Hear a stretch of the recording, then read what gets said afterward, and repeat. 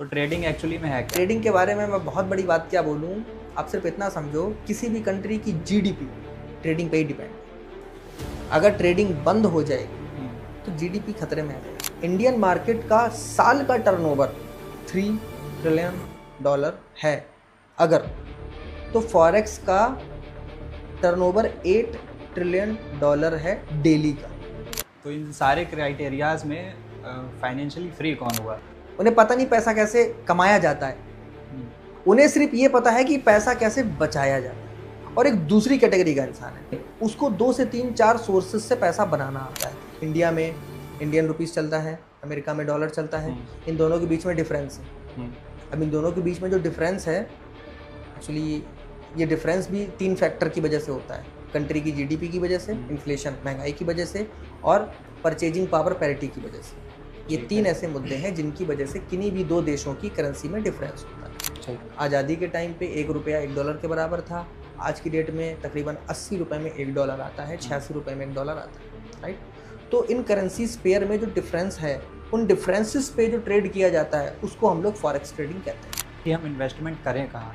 मेरा ऐसा मानना है कि अगर किसी को इससे पहले बिल्कुल भी इन्वेस्टमेंट का नॉलेज नहीं है या वो चाहता है कि वो इन्वेस्टमेंट कहाँ से स्टार्ट करे, तो मैं उसको जो सबसे बेस्ट एडवाइस दे सकता हूँ वो रहेगा म्यूचुअल फंड्स है क्या? देखिए, म्यूचुअल फंड, आप एक चीज़ सिंपल सा एग्जांपल के थ्रू मैं आपको बताता हूँ।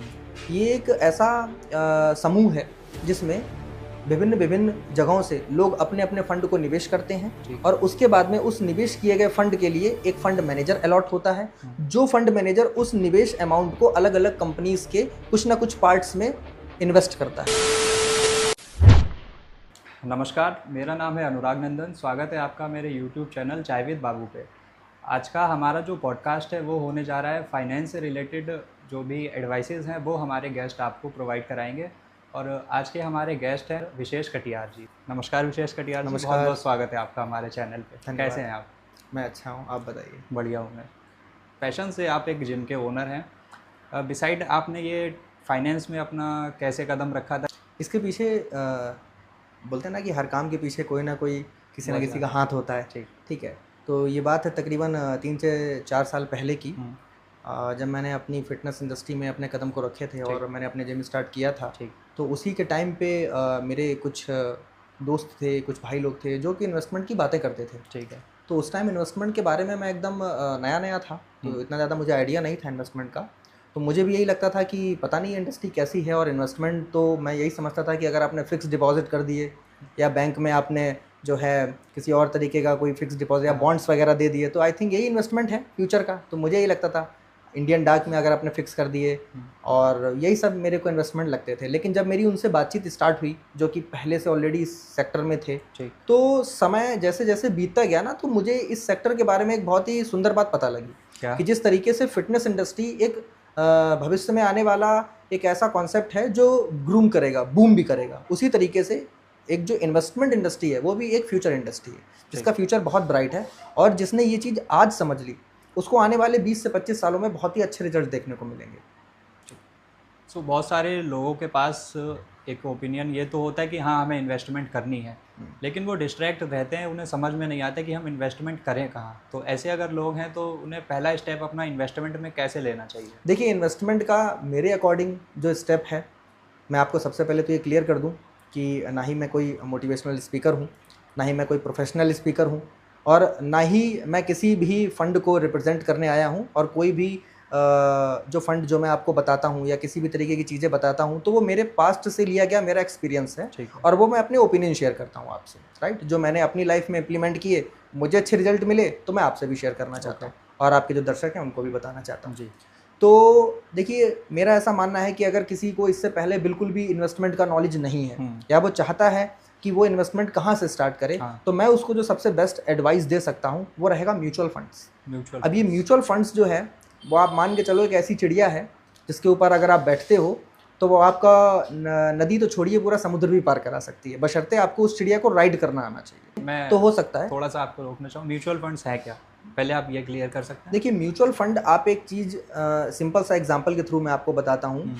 ये एक ऐसा समूह है जिसमें विभिन्न विभिन्न जगहों से लोग अपने अपने फंड को निवेश करते हैं और उसके बाद में उस निवेश किए गए फंड के लिए एक फंड मैनेजर अलॉट होता है, जो फंड मैनेजर उस निवेश अमाउंट को अलग अलग कंपनीज के कुछ ना कुछ पार्ट्स में इन्वेस्ट करता है। और जो भी कंपनी ग्रो जाती है या जिसके शेयर्स ऊपर जाते हैं, तो उसी कंपनी के शेयर्स के उठने के हिसाब से जिन जिन लोगों के पैसे उस कंपनी में लगे हैं उनको भी मुनाफा होता है। परसेंटेज शेयर हो जाएगा प्रॉफिट। परसेंटेज देखिए ये निर्भर करता है फंड मैनेजर के ऊपर, है ना, कि वो किस कंपनी में उस फंड्स को लगा रहा है। हालांकि आपके पास में पूरी सूची होती है, पूरी लिस्ट होती है, जिसमें आप देख सकते हो कि जो आपका पैसा लगा है वो किस किस जगह पे लगा है, कितना कितना परसेंट लगा हुआ है। ठीक है। सो हम लोग स्टार्ट कर रहे थे कि म्यूचुअल फंड्स में इन्वेस्ट करना चाहिए। वो देखिए, म्यूचुअल फंड में इन्वेस्ट करने के लिए मेरा ऐसा मानना है कि आपके सराउंडिंग अगर कोई भी ऐसा KRA है या फिर कोई भी ऐसे एडवाइज़र हैं जो आपको म्यूचुअल फंड के बारे में बेहतर से बेहतर नॉलेज दे सकें अपने एंड से, तो आपको एक बार उनसे ज़रूर डिस्कस करना चाहिए। बाकी अगर कोई भी ऐसी चीज़ है जो आपको मेरे से पर्सनली पूछनी चाहिए तो आप मैसेज वगैरह में भी पूछ सकते हैं। अब म्यूचुअल फंड क्या है कि म्यूचुअल फंड्स में मैं आपको बताऊँ कि जैसे बैंक है, ठीक है, बैंक क्या करती हैं कि आप उनको जो पैसा देते हो, जो FD करते हो, तो साल के आखिरी में आपको एक रिटर्न मिलता है। 7% हो सकता है, it may be 5 to 5.5%, it may be 5%, it may be 6%, और ये 7% तक वेरी करता है, 8% तक वेरी करता है। कुछ ऐसी बैंक हैं जो नई हैं, जो लॉन्च होती हैं, वो 99% तक FD पे रिटर्न्स देती हैं। तो अभी तक क्या है कि FD के जो रिटर्न्स है वो आते कहाँ से? बैंक्स के पास में बहुत से काम होते हैं, जैसे कि अदर लोगों को लोन देना, ठीक है, और बैंक के पास में खुद का भी म्यूचुअल फंड का काम होता है, उसके पास खुद के भी फंड मैनेजर्स होते हैं। तो जो कलेक्टेड अमाउंट है वो उनको म्यूचुअल फंड में लगाते हैं या वो उनको शेयर्स में लगाते हैं, और जो भी मुनाफा होता है वो मुनाफा सभी उनके जो क्लाइंट्स हैं, जो मेंबर्स हैं, उनको वो बांट देते हैं। जो भी कंपनी स्टार्ट की जाती है या स्टार्ट होती है, अगर उसका जो टर्नओवर है वो 0 से लेके 5000 करोड़ के बीच में, तो वो स्मॉल कैप में आएगी। ठीक है। जिसका भी टर्नओवर कंपनी का 5000 से 20000 करोड़ के बीच में आ जाता है वो मिड कैप में आती है, और 20000 से अबव जिस भी कंपनीज का टर्नओवर रहता है वो लार्ज कैप में आ जाती है। आपके पास में इन तीनों की तीनों कंपनियों में निवेश करने के साधन होते हैं, निवेश करने का निर्णय होता है। आपको निर्णय ये लेना है कि आपको किस कंपनी में या किस म्यूचुअल फंड में निवेश करना चाहिए। हर एक फंडामेंटली तौर पे स्ट्रॉन्ग जो कंपनी होती है वो अगर स्मॉल कैप से स्टार्ट हुई है तो वो कभी ना कभी मिड में जाएगी, कभी ना कभी लार्ज में जाएगी। तो आपके माइंड में एक ये चीज़ ज़रूर आती होगी कि अगर हमने कोई मिड कैप में अगर या हमने स्मॉल कैप में अपना इन्वेस्टमेंट किया है तो कुछ कंपनियां जो फंडामेंटली स्ट्रॉन्ग हैं, जिनके पास में जो काम करने की तरीके हैं उनके बहुत अच्छे हैं और उनकी ग्रोथ बहुत अच्छी है, तो वो आज नहीं तो कल मिड कैप में चले जाएंगे और लार्ज में चले जाएंगे। तो मैं आपको बताऊँ, यहाँ पर काम आते हैं फंड मैनेजर्स। फंड मैनेजर्स का काम ये है कि वो जो स्मॉल कैप है उसमें उन कंपनियों को मिड कैप या लार्ज में शिफ्ट कर देती हैं जिनके टर्नओवर बढ़ जाते हैं, और नई कंपनीज को दोबारा से स्मॉल कैप में रखते हैं। उनका ये काम होता है कि वो आपके पैसे को मैनेज करते हैं। सपोज करिए मेरी सेविंग्स कुछ हैं और मुझे इन्वेस्टमेंट करना है म्यूचुअल फंड्स में, तो मैं क्या सिर्फ किसी ब्रोकर के ही थ्रू कर सकता हूँ म्यूचुअल फंड्स में इन्वेस्ट, या मैं खुद पर्सनली भी कर सकता हूँ? देखिए ऐसा है, आप चाहें तो किसी ब्रोकर के थ्रू भी कर सकते हैं, आप चाहें तो बैंक में डायरेक्टली भी जाके कर सकते हैं। अब आप एक चीज़ समझिए कि अगर ब्रोकर है तो वो आपको एक सही गाइडेंस भी देगा। हालांकि ब्रोकर का एक्सपेंस रेशियो जो है वो किसी भी कंपनी के एक्सपेंस रेशियो या फिर किसी बैंक के एक्सपेंस रेशियो से ज़्यादा होगा। ब्रोकर अपनी भी फीस लेगा, या अगर किसी आप एप्लीकेशन के थ्रू कर रहे हैं तो वो एप्लीकेशन भी अपनी फीस लेगा। लेकिन आप एक चीज़ सोचिए, अगर आप महीने में जैसे मान लीजिए 20,000 रुपये आप अगर अर्निंग करते हैं तो 20,000 का 10% 2,000 एक वो अमाउंट है जो आप कंफर्टेबली हर महीने इन्वेस्ट कर सकते हो। आप अगर 2,000 रुपये एक महीने में इन्वेस्ट करते हैं, निवेश करते हैं, तो एक साल में लगभग ये 24,000 रुपये होता है। 10 सालों में लगभग ये 2,40,000 होता है। और अगर आप 10 की जगह 20 साल ले लीजिए तो ये तकरीबन 4,80,000 रुपये हो जाता है। अब ये 20 सालों में यही अमाउंट 2 तरीके से बढ़ेगा। मान लीजिए आपने एक ऐसा फंड चूज़ किया जो आपने डायरेक्टली चूज़ किया था, तो हो सकता है ये 4,80,000 का जो अमाउंट हो वो आपका बढ़कर हो जाए 7 लाख या 8 लाख रुपये। ठीक है। लेकिन आपने क्या किया कि एक एप्लीकेशन के थ्रू, एक ब्रोकर के थ्रू अगर आपने अपनी जो म्यूचुअल फंड्स हैं उनको चूज़ किया, जिसने आपको सही गाइडेंस भी दिया, और आने वाले टाइम में वो आपसे आपका चार्ज भी लेगा, क्योंकि अगर किसी भी इंसान ने आपको अपना समय दिया है या अपना निर्णय दिया है तो वो आपसे फीस लेगा। लेकिन आप ये समझें कि जो आपका 4,80,000 टोटल राशि हुई है, हो सकता है वो हो जाए 12-13 लाख रुपए। अब 12-13 लाख रुपए अगर वो 20 साल बाद होती है और उसमें अगर वो 50,000 रुपए चार्ज ले भी लेता है तो भी आपके हाथ में लगभग 10,50,000 रुपए बचता है। और जो म्यूचुअल फंड में आपने खुद से पकड़े हुए हैं अपने हिसाब से, जिनमें आप फीस नहीं देना चाहते हैं, ठीक है, तो आप ये कर सकते हो, उसमें आपको फ़ायदा हो सकता है 7 से 8 लाख का हो, और जिसमें आपने एक सही गाइडेंस के थ्रू अगर म्यूचुअल फंड पकड़े हैं तो उसमें आपको 10 लाख से भी ऊपर का फ़ायदा हो सकता है। सो अभी हम लोग रिसेंटली बात कर रहे थे म्यूचुअल फंड्स की। क्या कुछ म्यूचुअल फंड्स में फ्रॉड्स भी होते हैं? देखिए, म्यूचुअल फंड में फ्रॉड का मतलब ये होता है कि अगर आपका पैसा जो आपने म्यूचुअल फंड को दिया हुआ है, या आपने किसी म्यूचुअल फंड के किसी भी कैप को पकड़ के आपने उसमें पैसा अपना डाला हुआ है, अगर आपको आपका पैसा दिख नहीं रहा है कि कहाँ गया है, तो वो एक तरीके से फ्रॉड बोला जा सकता है। लेकिन आप जो भी मिड कैप, स्मॉल कैप या लार्ज कैप किसी भी फंड में अगर आप निवेश करते हो तो वहाँ पर एक चेकलिस्ट आपको मिल जाएगी जिसमें ये पता लगेगा कि फंड मैनेजर ने आपका पैसा कहाँ कहाँ लगाया, जो आपने इन्वेस्टमेंट दिया है वो प्रॉपर। हाँ, वो आपके परसेंटेज के साथ में पता लग जाएगा कितने परसेंट इन्वेस्टमेंट आपका कितना परसेंट पैसा किस किस फंड में इन्वेस्ट किया गया है, किस किस कंपनी में इन्वेस्ट किया गया है, ये आपको पता लगेगा। तो अगर चीज़ें इस हद तक आपको पता है तो फ्रॉड होने के चांसेस बहुत कम है। बाकी कुछ र्यूमर्स हैं, र्यूमर्स यही कहते हैं कि अभी 4 साल पहले अगर किसी कंपनी के शेयर 4 गुना हो गए हैं, फिर भी म्यूचुअल फंड ने हमें जो है केवल 15-20-25% का ही सालाना रिटर्न दिया है। तो आप एक चीज़ ये भी सोचें कि जिस पर्टिकुलर शेयर के रिटर्न 4 गुना हुए हैं, आपका पूरा पैसा उसी शेयर में थोड़ी ना पड़ा होता है। अब म्यूचुअल फंड क्या है, वो एक कलेक्शन है। कोई फंड आपने जो पकड़ा है उसमें अलग अलग कंपनीज के शेयर का कलेक्शन है। तो कुछ शेयर्स ऐसे हैं जो नेगेटिव भी गए होंगे, कुछ शेयर्स ऐसे हैं जो पॉजिटिव भी गए होंगे, कुछ शेयर्स ऐसे भी जो बूम कर गए होंगे, और कुछ हो गए होंगे जिन्होंने बहुत ही ज़्यादा लॉस में चले गए होंगे। मीन्स म्यूचुअल फंड आपकी जो इन्वेस्टमेंट है वो सिर्फ पर्टिकुलर एक ही शेयर पे इन्वेस्ट नहीं करता? नहीं, बिल्कुल नहीं। वो अलग अलग शेयर्स में आपके पैसे को निवेश करती है ताकि आपको रिटर्न्स बेहतर से बेहतर मिल सके। अगर आपका कहीं लॉस हुआ है तो कहीं से आपको प्रॉफिट होगा आपको, बिल्कुल।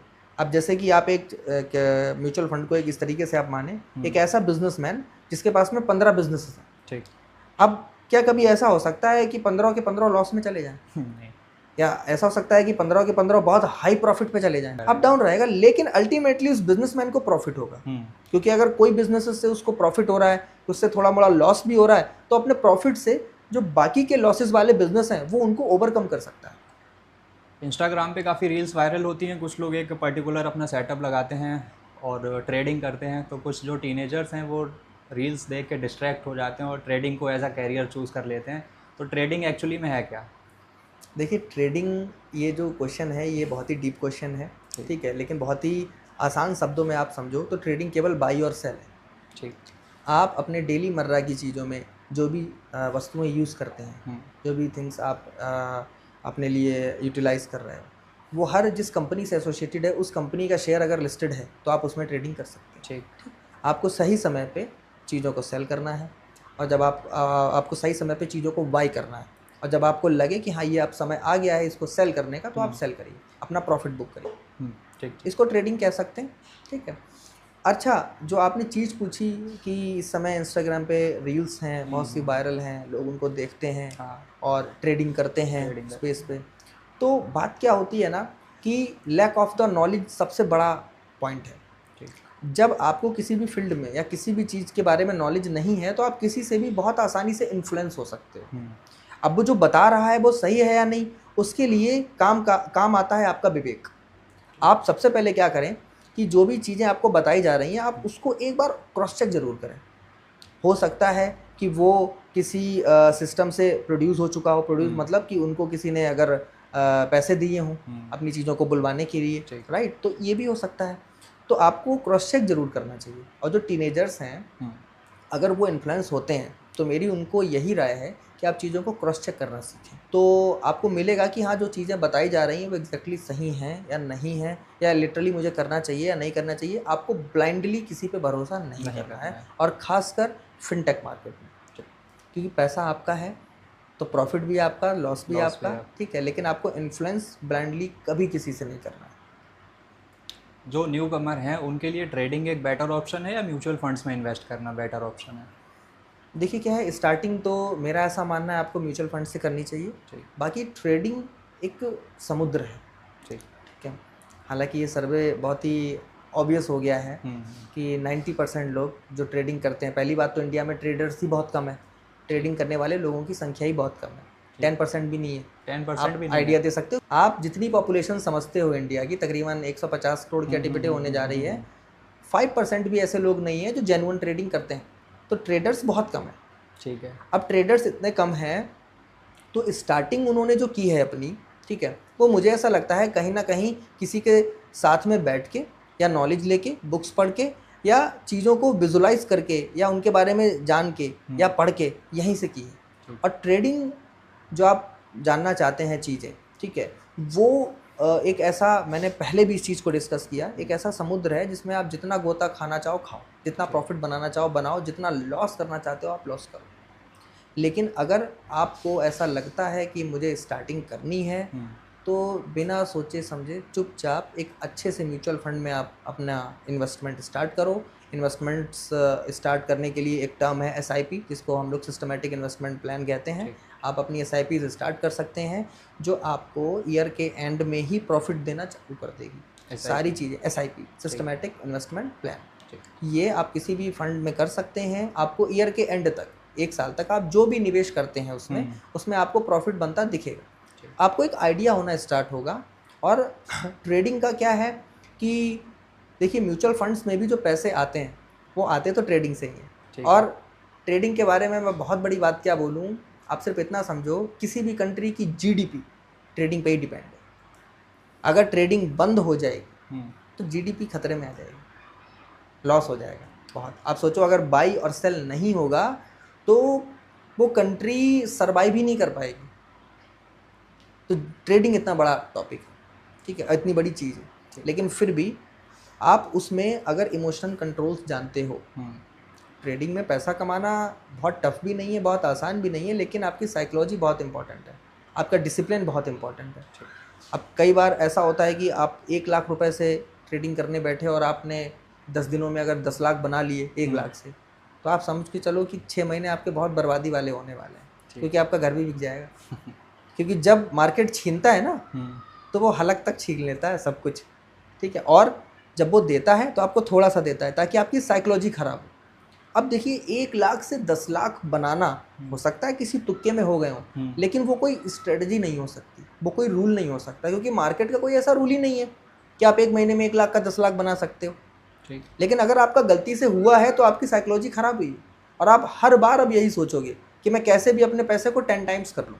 बिल्कुल, आपका लॉस होगा, आप लॉस रिकवर करोगे, इमोशन कंट्रोल्स नहीं कर पाओगे, तो चीज़ें आपके लिए एक डाउनफॉल होना स्टार्ट हो जाएंगी। तो बहुत इंपॉर्टेंट है ये जानना कि ट्रेडिंग करने से पहले हमें साइकोलॉजिकली, इमोशनली बहुत स्ट्रांग होने की ज़रूरत है। अगर आप उस कैटेगरी के बंदे हो कि गर्लफ्रेंड छोड़ के चली गई और अपने हाथ काट लिए, तो ट्रेडिंग बिल्कुल नहीं है आपके लिए। अभी तक हाथ कटा है, भाई घर भी कट जाएगा, ठीक है। और अगर आप उस कैटेगरी के हो कि अपना लॉस भी बियर कर सकते हो, लॉस होता हुआ देख सकते हो, और फिर भी चेहरे पे सिकन नहीं है और प्रॉफिट भी हो रहा है ना, तो भी माइंड में तो चीज़ें चल रही हैं, लेकिन चेहरे से देख के कोई ये ना कह सके कि आज आप बहुत खुश हो क्योंकि आज आपका 2 लाख का प्रॉफिट हो गया है। अगर आप उस कैटेगरी के बंदे हो तो आपको ट्रेडिंग ट्राई करनी चाहिए। लेकिन मैं अपने पिछले अनुभव से आपको ये ज़रूर बताना चाहूँगा कि एज अ कैरियर आपको ट्रेडिंग को मेरे हिसाब से नहीं लेना चाहिए। हो सकता है ये बात कॉन्ट्रडिक्ट हो, लेकिन मेरा ऐसा मानना है कि एज अ कैरियर आपको ट्रेडिंग को नहीं लेना चाहिए। रीज़न, जब तक आपके पास में एक एडिशनल सोर्स ऑफ इनकम ना हो, आपको ट्रेडिंग में कूदने की ज़रूरत नहीं, क्योंकि ट्रेडिंग में हुए लॉस को आप केवल पैसे से ही रिकवर कर सकते हो। आपने एक सुना होगा कहावत कि जहर को जहर काटता है, हाँ। तो पैसे से ही पैसा बनता है। आज आपका लॉस हुआ है तो आप पैसा बनाइए, पैसे से ही पैसा बनेगा, तो वो पैसा कहाँ से आएगा? तो उसके लिए आपको आपके पास में एडिशनल सोर्स ऑफ इनकम होना चाहिए। विशेष जी, कुछ लोग ट्रेडिंग में अपनी इन्वेस्टमेंट करते हैं, कुछ म्यूचुअल फंड्स में करते हैं, किसी के पास अपनी फैमिली की पुरानी वेल्थ है, तो इन सारे क्राइटेरियाज में फाइनेंशियली फ्री कौन हुआ? देखिए, मेरा ऐसा मानना है कि फाइनेंशियली फ्रीडम एक ऐसा टर्म है जो आपको फील करना होता है। रीज़न क्या है? अब 2 तरीके के इंसान होते हैं। एक तो ऐसा इंसान है जिसके पास में उनके पापा जी का, दादाजी का दिया गया कम से कम 15-20 करोड़ की संपत्ति, लेकिन वो मनी मैग्नेट नहीं है, उन्हें पता नहीं पैसा कैसे कमाया जाता है, आप समझिएगा। ठीक, ठीक। उन्हें सिर्फ ये पता है कि पैसा कैसे बचाया जाता है, उन्हें नहीं पता कैसे कमाया जाता है। और एक दूसरी कैटेगरी का इंसान है जिसके पापा दादा तो दुर्भाग्यवश उनके लिए बहुत कुछ नहीं कर पाए, लेकिन उसको 2 से 3-4 सोर्सेज से पैसा बनाना आता है। हो सकता है किसी एक पर्टिकुलर फील्ड में उसका बहुत अच्छा टैलेंट हो, तो वो एक ऐसा उसका पर्टिकुलर टैलेंट है जिसके बेस पर वो पैसा बना लेगा, पैसा कमा सकता है। ठीक है। ठीक। और 1, 2, 3 कम से कम 3-4 ऐसे सोर्स भी हों जिसके पास में, जिनसे वो अलग अलग तरीके से पैसा बनाना जानता हो। अगर कोई इंसान सिर्फ मैथ्स पढ़ाना जानता है तो भी वो फाइनेंशियली फ्री नहीं है, आप समझिएगा। और वो इंसान जिसके पास में बाबा दादा का दिया गया 10-15 करोड़ है, वो भी फाइनेंशियली फ्री नहीं है। रीज़न उसका ये है कि जो पैसा आपने कलेक्ट करके छोड़ा हुआ है अपने बच्चे के लिए, वो बच्चा आज नहीं तो कल वो पैसे को ख़त्म कर देगा, क्योंकि उसको पैसे बनानी नहीं आता। He is not a money magnet. तो वो पैसा तो आज नहीं तो कल ख़त्म होगा, तो वो दोबारा से वहीं पे आ जाएंगे जहाँ से शायद 40-50 साल पहले उनकी पीढ़ी ने स्टार्ट किया हो। और कोई ऐसा इंसान जो केवल एक ही फील्ड से पैसा कमाना जानता है, सिर्फ एक फील्ड से, हो सकता है आने वाले टाइम में वही फील्ड रोबोटिक हो जाए, रोबोट काम करने लगे तो आपका काम ही खत्म हो जाए। तो कहने का मतलब जो एआई है वो भी आपकी जॉब खा सकता है। तो मेरे हिसाब से फाइनेंशियली फ्री वो इंसान है जिसको एटलीस्ट 3 से 4 तरीके आते हैं पैसे कमाने के। भले ही उसके बैकग्राउंड में बहुत तगड़ा पैसा ना हो, लेकिन अगर वो 3 से 4 सोर्स से पैसा कमाना जानता है तो I think in my opinion he is a financially free. मेरे को मान लो मेरे घर से बेदखल कर दें, ठीक मेरे पेरेंट्स बोलते हैं आज से हमारा तुम्हारा नाता ख़त्म, अब तुम्हारे अकाउंट में इस समय कुछ नहीं है, अब मैं तुम्हें 0 रुपये देके घर से निकाल दे रहा हूँ, तो उस केस में भी अगर मैं कमाना जानता हूँ तो मैं फाइनेंशियली फ्री हूँ। क्रेडिट कार्ड वर्क्स कैसे करता हूँ? देखिए, वैसे तो ये अपना पर्सनल ओपिनियन हो सकता है, आपको चाहिए या नहीं चाहिए। क्रेडिट कार्ड के नाम में ही क्रेडिट है। क्रेडिट एक ऐसी चीज़ है कि हमने फ्री में आपको पैसा दे दिया, अब आप खर्चा करो, ठीक है। और क्रेडिट कार्ड जो है ना, आपको पता है किस चीज़ के इंतजार में रहता है कि आप कब उसके डिफ़ॉल्टर बन जाओ। मीन्स आप 10,000 रुपये क्रेडिट कार्ड से कहीं पे आपने स्पेंड किए और आपने अगले महीने वो 10,000 रुपये भर दिए, और मैंने आपको एक ऑफ़र दे दिया, क्रेडिट कार्ड ने आपको एक ऑफ़र दे दिया कि आप ये लो 500 रुपये का कूपन, क्योंकि आपने 10,000 रुपये जो स्पेंड किए हैं उसको आपने टाइमली रिपे किया है, तो आपको एक कूपन और दे देते हैं मूवी का एंड वॉट एवर। आपने वो देखा, आपकी एक बोलते हैं ना साइकोलॉजी थोड़ी सी यहाँ पे डिफरेंट ट्रैक पे जानी चालू हो गई। क्रेडिट कार्ड से पेमेंट करते हैं तो यार ऑफर मिलता है, फिर आपने उससे पेमेंट्स और बढ़ा दिए।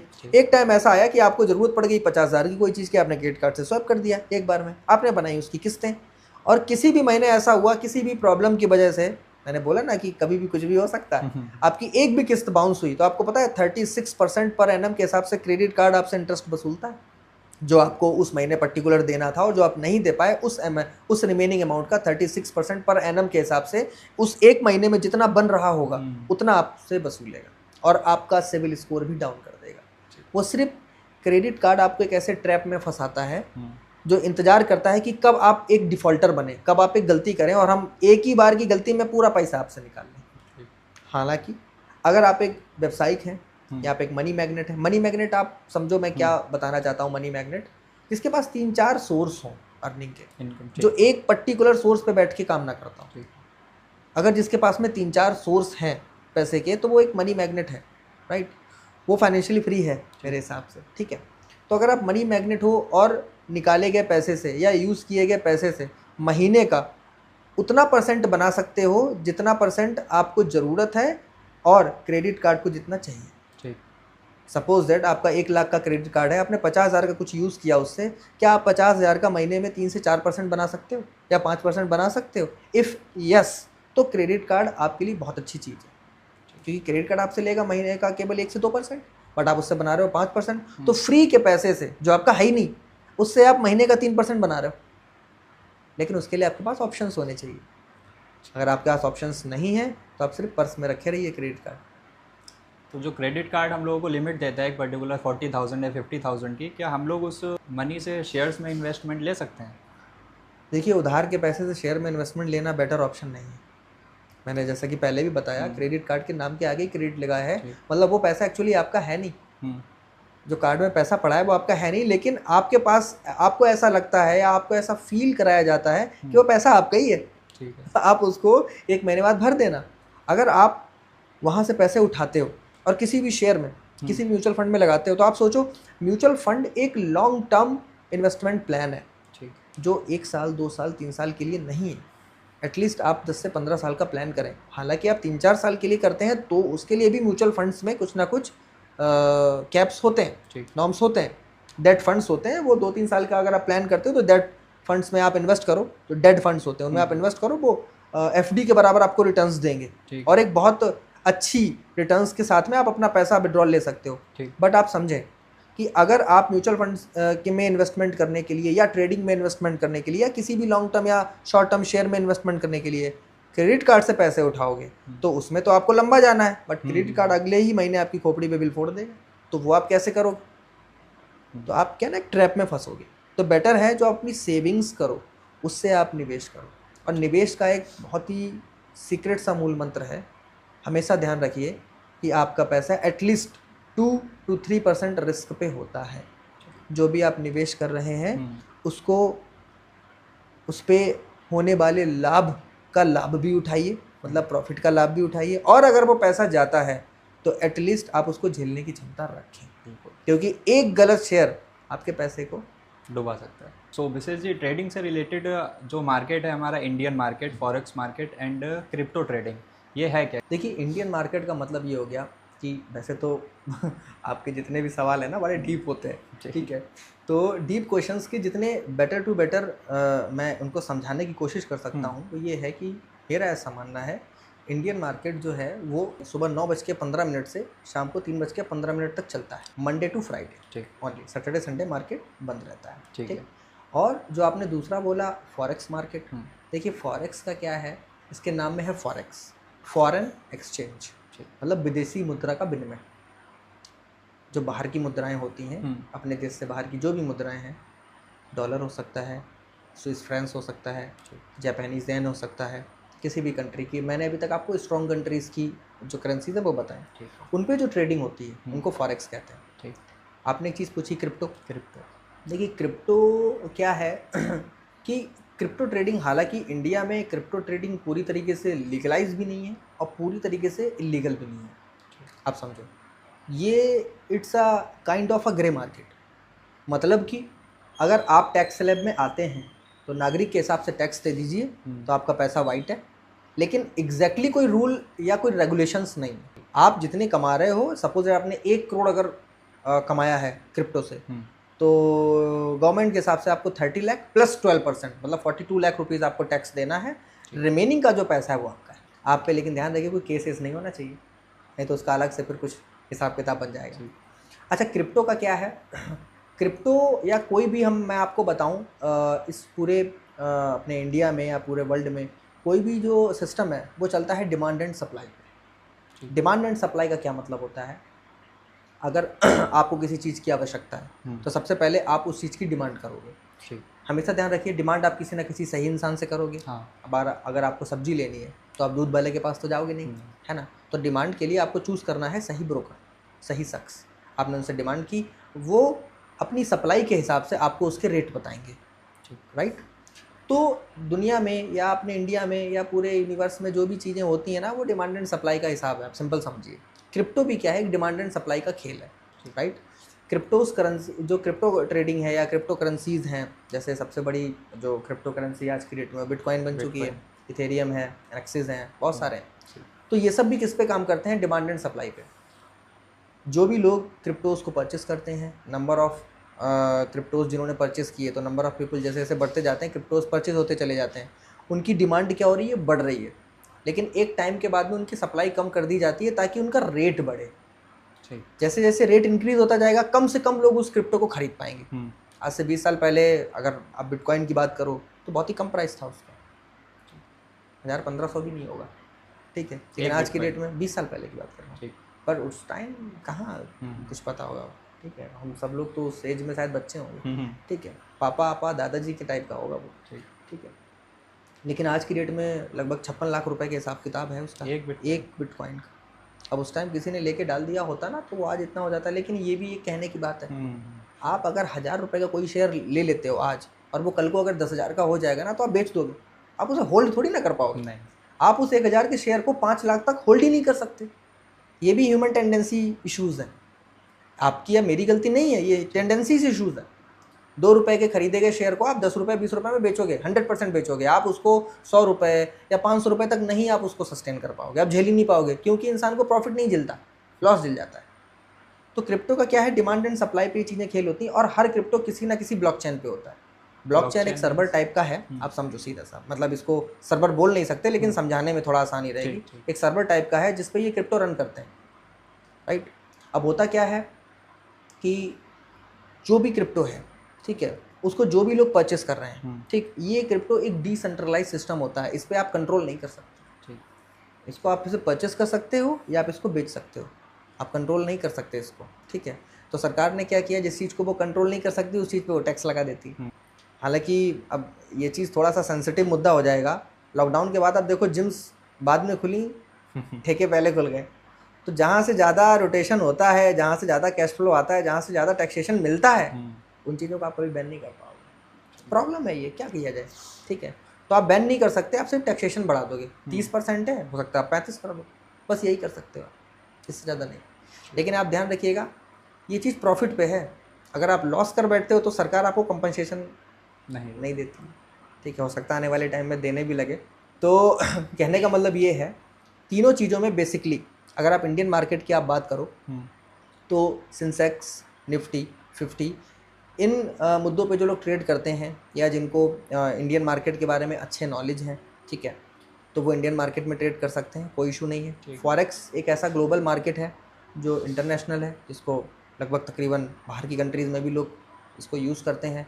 बहुत सी कंट्रीज़ में इसमें फॉरेक्स में टैक्सेशन बहुत कम है। फॉरेक्स एक्चुअली क्या है कि करेंसी पेयर्स पे ट्रेड किया जाता है, ठीक। अब आप समझो कि इंडिया में इंडियन रुपीस चलता है, अमेरिका में डॉलर चलता है, इन दोनों के बीच में डिफरेंस है। अब इन दोनों के बीच में जो डिफरेंस है, एक्चुअली ये डिफरेंस भी 3 फैक्टर की वजह से होता है। कंट्री की जीडीपी की वजह से, इन्फ्लेशन महंगाई की वजह से, और परचेजिंग पावर पैरिटी की वजह से।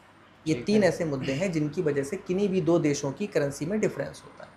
आज़ादी के टाइम पे 1 रुपया 1 डॉलर के बराबर था, आज की डेट में तकरीबन 80 रुपये में 1 डॉलर आता है, 86 रुपये में 1 डॉलर आता है, राइट। तो इन करेंसीज पेयर में जो डिफरेंस है, उन डिफरेंसेस पे जो ट्रेड किया जाता है उसको हम लोग फॉरेक्स ट्रेडिंग कहते हैं, सिंपल लैंग्वेज में। और जो क्रिप्टो ट्रेडिंग है, क्रिप्टोज़ में जो आप ट्रेड करते हो, डिमांड एंड सप्लाई में जो आप ट्रेड कर रहे हो, उनको क्रिप्टो ट्रेडिंग कहते हैं। लोग अपने पैसे को अलग अलग तरह से अलग अलग मार्केट में निवेश करते हैं। अगर आप मुझसे ये पूछें या मैं आपको ये बताऊं कि सबसे अच्छे मार्केट कौन से रहेंगे ट्रेड करने के लिए, तो सबसे अच्छा मार्केट नाम की कोई चीज़ नहीं है। आपको जिस भी मार्केट का सही नॉलेज है आप उसमें पैसा बना सकते हो। लेकिन हाँ, मैं आपको ये ज़रूर बता सकता हूँ कि सबसे ज़्यादा टर्नओवर फॉरेक्स इंडस्ट्री का है। फॉरेक्स अगर आप ये मानो इंडियन मार्केट अगर बच्चा है तो फॉरेक्स दादाजी के दादाजी के दादाजी के दादाजी के दादाजी के, और जितने दादाजी लगाने चाहो उतना है। रीज़न, इंडियन मार्केट का साल का टर्नओवर $3 ट्रिलियन है अगर, तो फॉरेक्स का टर्नओवर $8 ट्रिलियन है डेली का। तो आप सोच सकते हो कितना बड़ा मार्केट है, ठीक है। तो जो मार्केट जितना बड़ा होगा उसमें से पैसा कमाना डिसिप्लिन के साथ में थोड़ा सा आसान हो जाता है, ठीक है, क्योंकि इसमें सडन डाउनफॉल आने के चांसेस कम है। हालांकि न्यूज़ हर जगह काम करती हैं, इंडियन मार्केट में भी न्यूज़ काम करती हैं, फॉरेक्स में भी न्यूज़ काम करती हैं। तो न्यूज़ के दौरान जो है ना वो सडन डाउनफॉल आपको देखने को मिलेगा, बट जो स्ट्रॉन्ग करेंसीज़ हैं उनमें सडन डाउनफॉल नहीं आता। आप कभी देखो, कभी आपने सुना है कि जो डॉलर है वो सडन 180 रुपये पहुँच गया, सडन 50 रुपये से 30 रुपये पे आ गया ना, वो जो 80 to 90 के बीच में गैप अप में रहता है, तो उसमें आपके प्रेडिक्शंस के सही होने के चांसेस ज़्यादा हैं, तो आप अच्छा पैसा बना सकते हो। क्रिप्टो के बारे में आपको अगर सही नॉलेज है तो आप उसमें भी अच्छा पैसा बना सकते हो, लेकिन ध्यान रखिए देश के अच्छे नागरिक बनिए, टैक्स दीजिए, राइट। और अगर आपको टैक्सेस से प्रॉब्लम है तो आप देश के बाहर जाकर ट्रेडिंग करें तो ज़्यादा बेहतर है, राइट। ट्रेडर्स के लिए एक कोट होता है, रिस्क है तो इश्क है, तो उन्हें किस लिमिट तक इश्क करना चाहिए? बहुत ही अच्छी चीज़ है। देखिए, रिस्क का मेरा ऐसा मानना है, हर एक की अपनी रिस्क टेकिंग कैपेसिटी अलग अलग है, ठीक है। आप अपनी वेल्थ के हिसाब से रिस्क की जगह अपनी मेंटल रिस्क को कैलकुलेट करके रिस्क लीजिए।